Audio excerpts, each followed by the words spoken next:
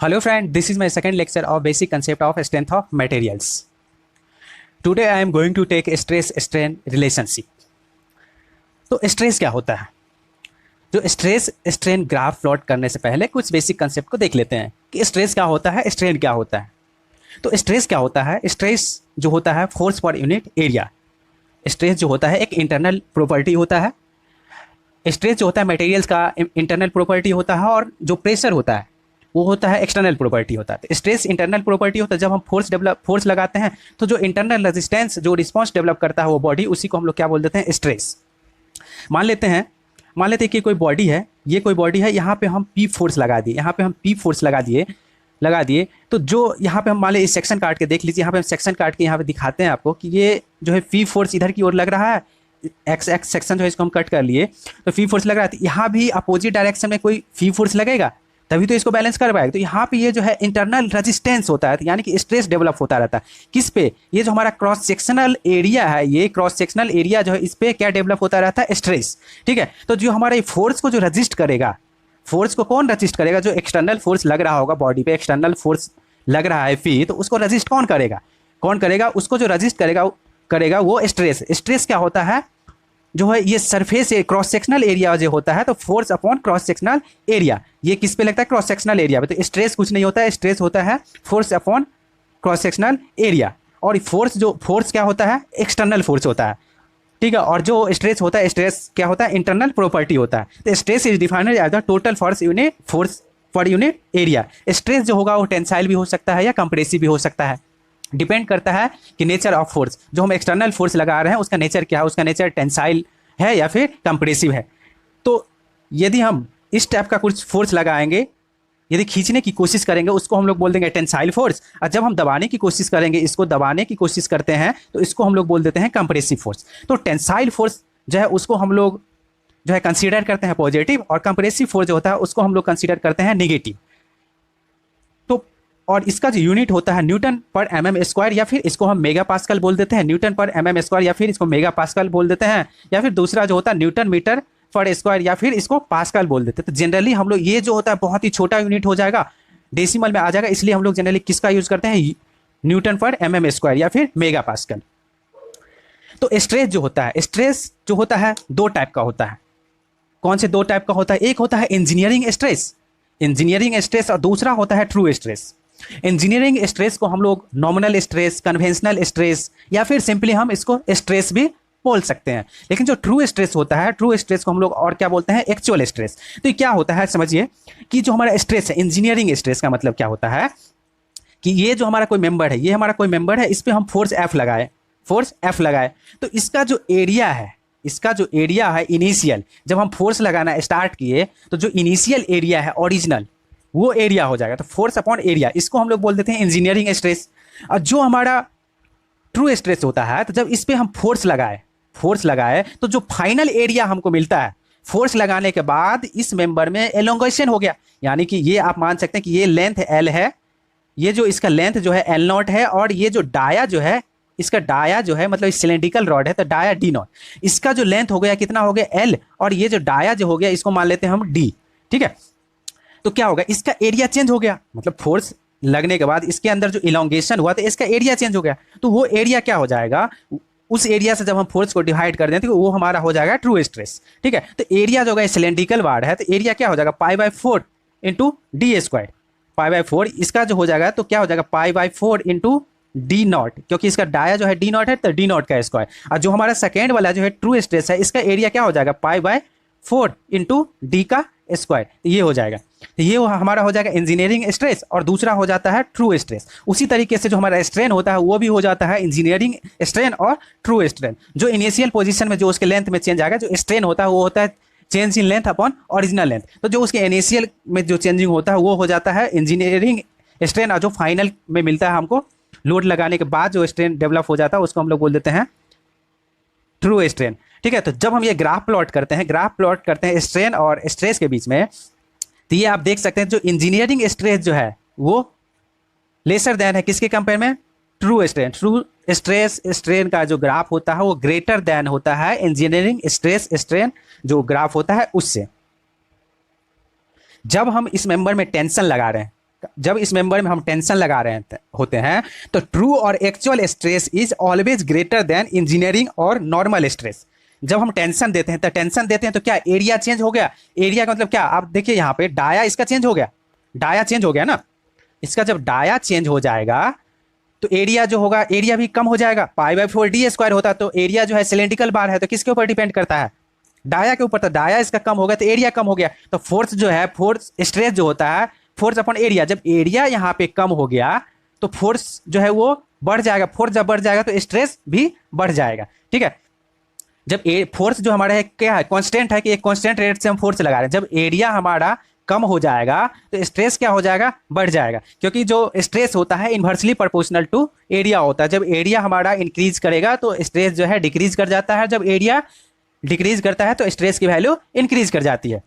ये जो आप देख रहे हैं हमारा कि ये जो हमारा इंजीनियरिंग स्ट्रेस होता है, तो इंजीनियरिंग स्ट्रेस का जो एरिया होता है वो ज्यादा होता है, पाई/4 डी नॉट का स्क्वायर। यहाँ पे डाया आपको ज्यादा दिख रहा होगा, लेकिन यहाँ पे डाया कम हो गया, इलोंगेट हो गया ये बार, तो इसका डाया कम हो गया। ठीक है, तो जो हमारा क्या हो जाएगा, जब टेंशन लगाएंगे तो इन टेंशन ट्रू और actual stress is always greater than engineering और नॉर्मल स्ट्रेस। ठीक है, जब हम कंप्रेसिव फोर्स लगाएंगे इसके अंदर, जब हम कंप्रेशन डेवलप करेंगे, कंप्रेसिव फोर्स लगाएंगे यहाँ पे, तो ये क्या हो जाएगा, कंप्रेसिव फोर्स लगाएंगे तो इसका डाया जो है इसके कंपेयर में ये बढ़ जाएगा, ये डाया बढ़ जाएगा। ठीक है, कंप्रेस करेंगे तो डाया इधर से, यदि एल इसका छोटा और लेंथ छोटा होता जाएगा तो इसका जो डाया जो है, डाया वाला डायमेंशन जो है वो बढ़ जाएगा। तो जब डाया बढ़ जाएगा तो एरिया बढ़ जाएगा।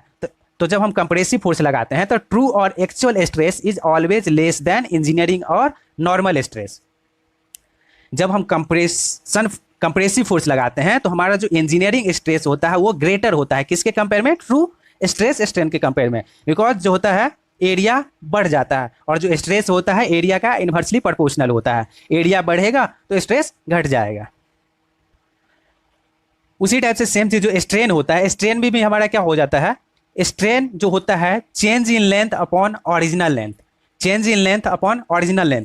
आप देख रहे होंगे कि जब इसमें हम टेंसाइल फोर्स F लगाए, ये हमारा एक सिलेंड्रिकल मेंबर है, तो इसका जो इनिशियल लेंथ था वो L नॉट था। इनिशियल लेंथ कितना था? L नॉट था। जब इसके अंदर हम टेंसाइल फोर्स लगाए तो ये क्या हो जाएगा, डेल L से ये चेंज कर जाएगा, मतलब इसके अंदर एक्सपांसन हो जाएगा। ये आप देख रहे हैं एक्सपांसन हो गया, ये जो आप पोर्शन देख रहे हैं एक्सपांसन हो गया। तो क्या हो जाएगा, change in length upon original length. तो चेंज इन लेंथ कितना हो जाएगा, चेंज इन लेंथ हो जाएगा जो अपना L नॉट था प्लस डेल L, यही चेंज इन लेंथ हो जाएगा। ओरिजिनल लेंथ कितना था? L not. तो ये हमारा क्या हो जाएगा, जब हम कंप्रेसिव टेंसाइल फोर्स लगाएंगे तो हमारा जो स्ट्रेन होगा ये होगा L naught plus del L upon L naught, क्योंकि जो हमारा चेंज इन लेंथ है वही तो होगा L naught plus del L। जब हम यहाँ पे हम कंप्रेसिव फोर्स लगाते हैं, जब आप कंप्रेसिव फोर्स लगाते हैं तो आप देख रहे हैं कि इनिशियल जो था L नॉट था, जब हम कंप्रेसिव फोर्स आप लगाते हैं तो इनिशियल जो इसका लेंथ था L नॉट था, और जो हमारा फाइनल जो हो गया जब फोर्स लगाने के बाद जो है डेल L से ये कम हो गया, डेल L जो है डेल L से ये कम हो गया। तो इसको हम क्या लिख सकते हैं, चेंज इन लेंथ कितना हुआ, तो चेंज इन लेंथ हुआ L नॉट, जो इनिशियल था L नॉट माइनस का, कम हो गया ना, जब कंप्रेसिव फोर्स लगाया तो इसके अंदर क्या कॉन्ट्रैक्शन हो गया, तो L naught minus del L upon L naught. जब कंप्रेसिव फोर्स लगाएंगे तो हमारा जो स्ट्रेन आएगा वो ये आएगा। जब हम stress strain curve for mild steel plot करते हैं, जब माइल्ड स्टील के लिए स्ट्रेस स्ट्रेन कर्व जब प्लॉट करते हैं तो हमारे पास जो होता है क्या होता है, हमारे पास दो ऑप्शन है। फर्स्ट, या तो कर्व नंबर फर्स्ट ड्रॉ किया कर लेते हैं, या तो कर्व नंबर फर्स्ट ड्रॉ कर लेते हैं, या फिर कर्व नंबर सेकंड ड्रॉ कर लेते हैं। फर्स्ट जो हमारे पास कौन सा कर्व आ जाएगा, इंजीनियरिंग कर्व। इंजीनियरिंग कर्व क्या हो जाएगा, engineering stress versus engineering strain, यही होगा ना। जो सेकंड हमारे पास ऑप्शन है वो हमारे पास क्या हो जाएगा, ट्रू कर्व। ट्रू कर्व जो होगा वो true stress versus true strain के बीच में जो कर्व होगा हम उसको क्या बोल देंगे, ट्रू कर्व। तो यहाँ पे एक बात समझने वाली है, कौन सी बात समझने वाली है, कि जो हमारा जो एक्चुअल कर्व है, यहाँ एक्चुअल कर्व है वो कौन सा, एक्चुअल में तो हमारा ट्रू कर्व है, क्योंकि जैसे जैसे हम लोड इंक्रीज करते जाते हैं, जैसे जैसे हम लोड को बढ़ाते जाते हैं वैसे वैसे एरिया कम होते जाता है ना। जैसे जैसे हम लोड को, यहाँ पे इनिशियल ये एरिया था, जब हम इस पे लोड लगाए तो एरिया जो है कंटिन्यूअसली इसका चेंज होते जा रहा है, डिक्रीज करते जा रहा है। जब हम टेंसाइल फोर्स लगा रहे हैं तो एरिया इसका जो डाया जो था हमारा वो कंटिन्यूअसली डिक्रीज कर जा रहा है फोर्स के साथ साथ। ठीक है, तो एक्चुअल में तो हमारा ये कर्व होना चाहिए, क्योंकि एरिया जो है हमारा कंटिन्यूअसली चेंज हो रहा है, लेकिन हम लोग जो है निकालते किस पे, इंजीनियरिंग कर्व पे, क्योंकि ये जो है ट्रू कर्व निकालना, ये रिलेटिवली जो है डिफिकल्ट टास्क होता है, इम्पॉसिबल नहीं होता है, कर सकते हैं हम इसको, ट्रू कर्व निकाल सकते हैं, बट ये जो है इसके कंपेयर में रिलेटिवली जो होता है डिफिकल्ट होता है। इसमें हम इंजीनियरिंग कर्व में क्या कर लेते हैं, इसमें जो है हम जो है इनिशियल एरिया हमको पता रहता है, और लोड वर्सेस डिफ्लेक्शन का जो कर्व होता है, लोड वर्सेस डिफ्लेक्शन का जो हम लोग कर्व प्लॉट करते हैं, तो हमको ये जो है वहां से हमको जो है डिफ्लेक्शन पता रहता है और लोड कितना लगता है, लोड कितना लगता है उसके थ्रू हम ये ग्राफ इजीली प्लॉट कर लेते हैं। और एरिया जो होता है, एरिया स्ट्रेस अपॉन एरिया, ठीक है, तो एरिया जो होता है हमारा स्ट्रेस अपॉन एरिया, ये जो मतलब फोर्स अपॉन एरिया जो होता है स्ट्रेस इजकल टू, तो यहाँ पे स्ट्रेस हम इजीली निकाल लेते हैं कि कितना इलोंगेट हो रहा है, स्ट्रेन कितना डेवलप हो रहा है। जब हम यूटीएम में रखते हैं तो स्ट्रेन जो है यूटीएम से हम क्या करते हैं, स्ट्रेन को डेवलप कराते हैं और स्ट्रेस मेजर करते हैं, ठीक है। तो स्ट्रेन जो होता है वो डिफ्लेक्शन होता है, मतलब कितना खींच रहा है बॉडी, तो जितना स्ट्रेन डेवलप हो रहा होगा किस फोर्स पे, तो वो हमको फोर्स पता चल गया ना कि इस फोर्स पे कितना इसके अंदर जो है स्ट्रेन डेवलप हो रहा है। तो हम फोर्स को यदि उसके इनिशियल एरिया से हम डिवाइड कर देंगे, यदि हम फोर्स को कितना फोर्स लगा, तो मतलब फोर्स को हम यदि इनिशियल एरिया जो हमारा था उससे हम डिवाइड कर देंगे तो हमको स्ट्रेस मिल जाएगा। तो स्ट्रेन के कंपेयर में जितना वो रिस्पांस डेवलप कर रहा होगा बॉडी, उसी को हम लोग बोल देते हैं stress strain curve for mild steel. तो हम लोग क्या करते हैं जनरली जो है इंजीनियरिंग कर्व प्लॉट करते हैं, क्योंकि इंजीनियरिंग कर्व प्लॉट करना रिलेटिवली जो है इजी होता है as compare to true curve, क्योंकि लेकिन हम लोग क्या है एक्चुअल लगभग ऑलमोस्ट सेम होता है, क्योंकि जो प्रोपोर्शनल लिमिट होता है, इलास्टिक लिमिट होता है, वो जो होता है लगभग सेम होता है माइल्ड स्टील के लिए, ठीक है। तो हम लोग जो कोई भी स्ट्रक्चर जब डिजाइन करते हैं तो वो फेल मतलब जो होता है इल्ड स्ट्रेंथ के लिए डिफाइन, मतलब इल्ड स्ट्रेंथ के लिए जो है हम लोग डिजाइन करते हैं, तो जो इल्ड स्ट्रेंथ होता है और जो हमारा प्रोपोर्शनल लिमिट होता है ऑलमोस्ट सेम होता है, जो इलास्टिक लिमिट होता है, क्योंकि हम लोग कोई भी स्ट्रक्चर जो है डिजाइन करते हैं इलास्टिक लिमिट तक, तो इलास्टिक लिमिट और जो हमारा प्रोपोर्शनल लिमिट होता है वो ऑलमोस्ट सेम होता है फॉर माइल्ड स्टील का जो होता है ऑलमोस्ट सेम होता है। इसलिए हम लोग क्या करते हैं इंजीनियरिंग जो है स्ट्रेस स्ट्रेन कर्व प्लॉट करते हैं। जब हम लोड लगाते हैं तो कंटिन्यूसली क्या होता है, एरिया जो होता है वो चेंज होता रहता है, ठीक है, एरिया जो होता है वो चेंज होता रहता है। तो ये एरिया जो चेंज होता है वो जो होता है इनसिग्निफिकेंट होता है, स्मॉल एरिया चेंज होता है, कहाँ तक, विद इन इलास्टिक लिमिट तक। जब हम लोग इलास्टिक लिमिट तक होते हैं तो वहाँ जो एरिया जो चेंज होता है वो इनसिग्निफिकेंट होता है, change in length is also insignificant, ठीक है। तो एक्चुअल जो होता है, एक्चुअल इंजीनियरिंग कर्व जो होता है वो ईजी होता है, ईजिली पॉसिबल होता है। और ये जो होता है इंजीनियरिंग ड्रॉ जो ईजी टू ड्रॉ होता है, ईजी टू कैलकुलेट होता है, जो इंजीनियरिंग कर्व होता है इसको हम ईजिली कैलकुलेट कर सकते हैं, ईजिली ड्रॉ कर सकते हैं। जब भी हम लोड अप्लाई करते हैं, एनालिसिस करते हैं, तो वो फेलियर को पहले रखते हैं, लोड को उस फेलियर से पहले लोड को रखते हैं। अगर कोई मटेरियल फेल नहीं होगा, यदि कोई मटेरियल फेल नहीं होगा तो वो जो होगा remain with in elastic range होगा, वो जो है विद इन इलास्टिक रेंज में होगा। जब वो इलास्टिक रेंज में होगा तो change in area is insignificant small, तो इसको हम लोग क्या करते हैं निगलेक्ट करके चलते हैं। जो इनसिग्निफिकेंट एरिया में चेंज होता है उसको हम लोग क्या करते हैं निगलेक्ट करके चलते हैं।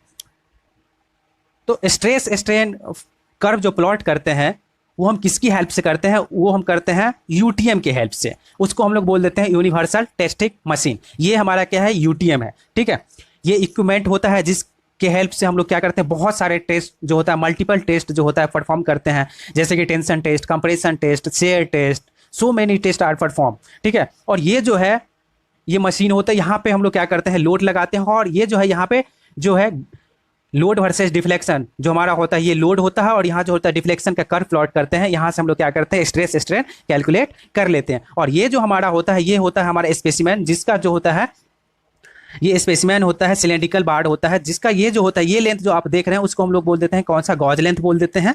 और जब हमारा ये नेकिंग होना स्टार्ट, ये इनिशियल पोजीशन, जब ये हम इस सिलेंड्रिकल जो रॉड है हमारे पास इसको हम यहाँ मशीन पे रखते हैं, जो हमारा ये पोर्शन होता है, ये पोर्शन जो होता है ये मशीन के अंदर होता है, और जो हमारा ये गॉज लेंथ वाला पोर्शन होता है ये इलोंगॉट, इसी के अंदर यहाँ पे एक्सटेंसोमीटर लगा रहता है जो हमको रीडिंग देता रहता है, ठीक है। इसमें टेंसाइल फोर्स लगाते रहते हैं। तो यहाँ पे हम क्या लोड वर्सेस डिफ्लेक्शन का कर्व प्लॉट करते हैं, जिससे हम निकाल लेते हैं। जब ये नेकिंग होना स्टार्ट कर देता है जिस लोड पे जाके, वहाँ पे हम क्या करते हैं फेलियर कंसीडर कर लेते हैं इसको।